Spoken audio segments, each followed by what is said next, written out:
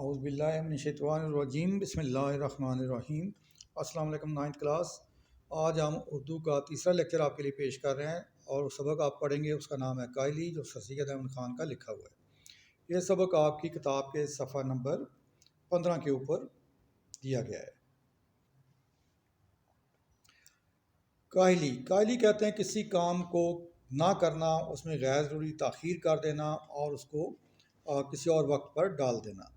یہ ایک ایسا لفظ ہے جس کے معنی سمجھنے میں لوگ غلطی کرتے ہیں۔ لوگ یہ سمجھتے ہیں کہ ہاتھ پاؤں سے محنت نہ کرنا، کام کاج میں مزدوری میں چستی نہ کرنا، اٹھنے بیٹھنے چلنے پھرنے میں سستی کرنا کاہلی ہے۔ لوگ سمجھتے ہیں کہ عملی طور پر کام نہ کرنا، یعنی جسمانی قوتوں کو کام میں نہ لانا سستی، یہ کاہلی کہلاتا ہے۔ مگر یہ خیال نہیں کرتے کہ دلی قوا کو بیکار چھوڑ دینا سب سے بڑی کاہلی ہے۔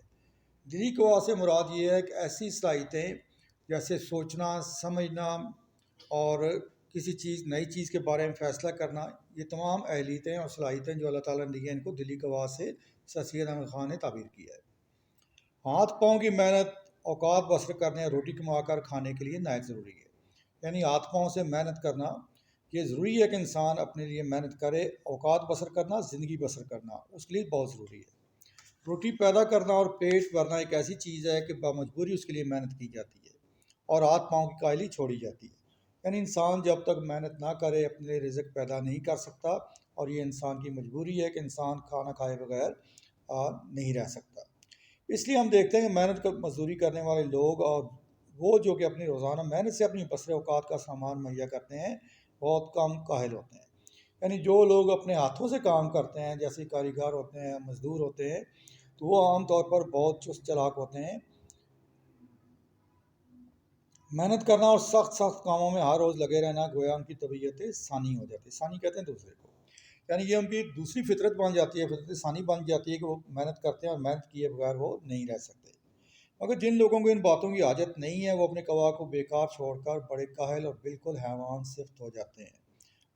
حاجت نہیں ہے، ضرورت نہیں ہے، لیکن ایسے لوگ جن کو ضرورت نہیں ہے، جن کے پاس وسائل موجود ہیں اور کام کاج کیے بغیر ان کو رزق روزی مل جاتی ہے، وہ اپنے دلی قوا کو، یعنی اپنی صلاحیتوں کو، اپنی اہلیتوں کو چھوڑ دیتے ہیں اور بالکل کاہل یعنی کہ نکمے اور بالکل جانوروں کی طرح ہو جاتے ہیں۔ یہ سچ ہے کہ لوگ پڑھتے ہیں اور پڑھنے میں بھی ترقی بھی کرتے ہیں، اور ہزار پڑھے لکھوں میں سے شاید ایک کو ایسا موقع ہوگا کہ وہ اپنی تعلیم کو اور اپنی عقل کو ضرورتاً کام میں لاوے۔ جس طرح سر سید احمد خان نے اردو لکھی ہے، یہ اردو اب کافی حد تک تبدیل ہو گئی ہے، پرانے الفاظ متروک ہو گئے ہیں، جیسے لاوے کی بجائے اب لائے یا لائیں استعمال کیا جاتا ہے۔ تو ان کے خیال میں ہزاروں میں سے کوئی ایک ایسا شخص ہوگا جو کہ پڑھا لکھا بھی ہوگا اور اپنے اہلیتوں کو استعمال بھی کرتا ہوگا۔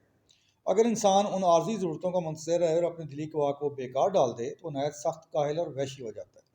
یعنی جو صلاحیتیں اللہ تعالیٰ نے دی ہیں، اگر ان کو کام میں نہیں لاتا تو وہ صلاحیتیں زنگ آلود ہو جاتی ہیں اور رفتہ رفتہ جو ہے وہ کارآمد نہیں رہتی، اور انسان بالکل کاہل اور وحشی جو یعنی انسان کا متضاد ہے وحشی۔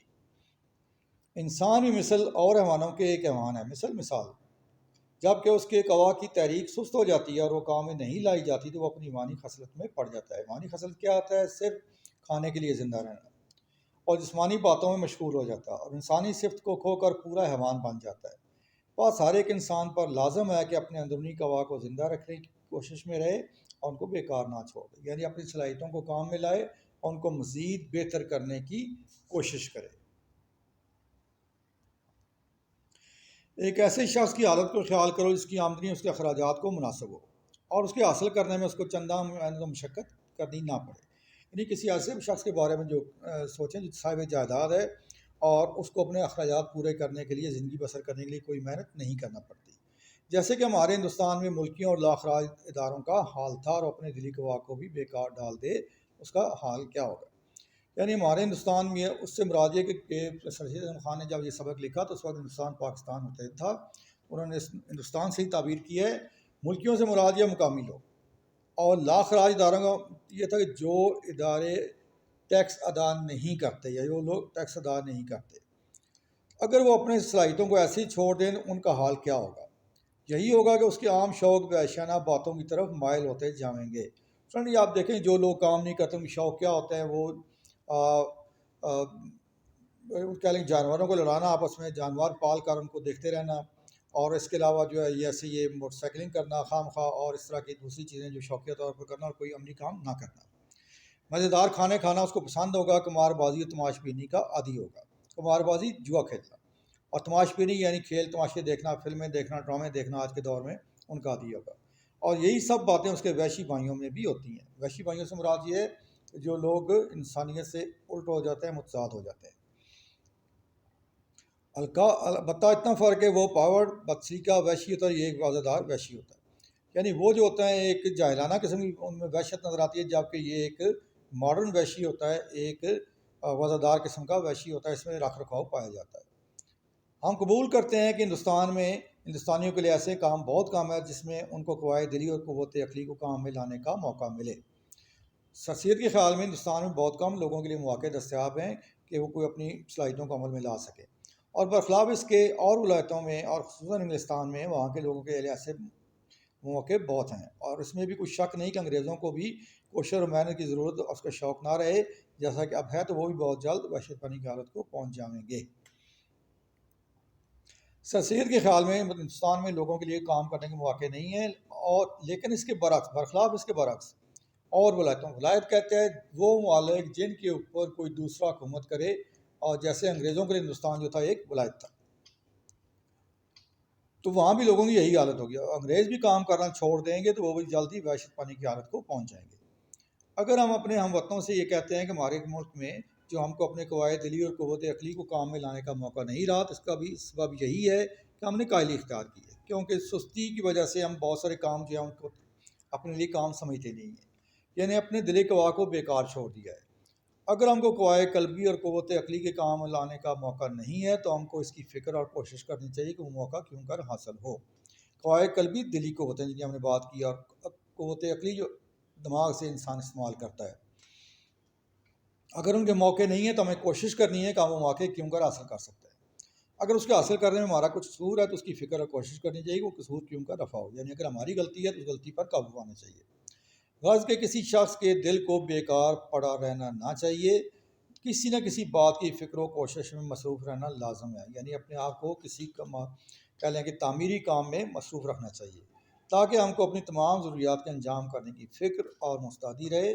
جب تک ہماری قوم سے کاہلی یعنی دل کو بیکار پڑا رکھنا نہ چھوٹے گا، اس وقت تک ہم کو اپنی قوم کی بہتری کی توقع کچھ نہیں ہے۔ اس شخصیت کے خیال میں جب تک ہم اپنے آپ کو اپنی قوتوں کو صلاحیتوں کو کام میں نہیں لائیں گے تو ہم اس قابل نہیں ہوں گے کہ کام کر سکیں۔ اس سے آگے جو سبق آپ کے لیے اس کی جو خواندگی ہے مکمل ہوگی ہے، اور اس کے بعد ہم اس کی مشق دیکھیں گے۔ مشق کے جو سوال جواب ہے وہ آپ کے لیے میں نے اسکرین پہ دے دیے ہیں، آپ دیکھیں ان کے کہ مختصر سوالات جو ہیں ان کے جوابات آپ کے لیے دیے گئے ہیں،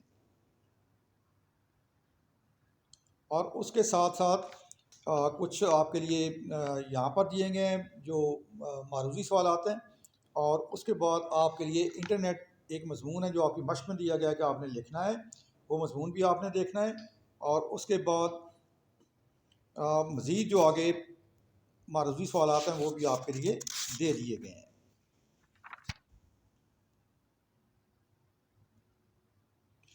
اس کے علاوہ آپ نے دیکھنا ہے کہ مشق کے آخر میں صفحہ نمبر 18 کے اوپر تعریف دی گئی ہے مضمون کی۔ مضمون کا لفظ دراصل اپنی اصل کے اعتبار سے عربی ہے، جس کے لغوی معنی ہے ضمن میں لیے ہوئے، یعنی اپنے ساتھ لیے ہوئے۔ کسی مقررہ موضوع پر اپنے خیالات، جذبات، تاثرات کا ایک تحریری اظہار مضمون کہلاتا ہے۔ دنیا کے ہر معاملے، مسئلے یا موضوع پر مضمون قلم بند کیا جا سکتا ہے، یعنی مضمون لکھنے کے لیے آپ کے لیے عنوان کی کوئی قید نہیں ہے، آپ کسی بھی چیز پر مضمون لکھ سکتے ہیں، چاہے وہ سائنسی ہے، سیاسی ہے، مذہبی ہے، تاریخی ہے، ہر موضوع پر مضمون لکھا جا سکتا ہے۔ یوں تو مضمون کی کئی قسمیں ہیں، جیسے علمی، تاریخی، تنقیدی، سوانی، فلسفانہ وغیرہ، تاہم ادب میں ہلکے پھلکے انداز میں لکھی گئی تحریر کو مضمون کہا جاتا ہے، جس میں کہانی نہ ہو، خیالات، تاثرات اور جذبات ہو، یعنی اس کو کہانی کی شکل میں نہیں ہوتا، اس کی کہانی نہیں ہوتی ہے، البتہ اپنے خیالات، تاثرات کا اظہار کیا جاتا ہے، اور مضمون جو ہے وہ طویل بھی ہو سکتا ہے، مختصر بھی ہو سکتا ہے۔ تو اسٹوڈنٹ یہ آج کے لیے آپ کا سبق تھا، امید ہے آپ کو پسند آیا ہوگا اور آپ انشاءاللہ اس سے فائدہ اٹھائیں گے۔ اللہ حافظ۔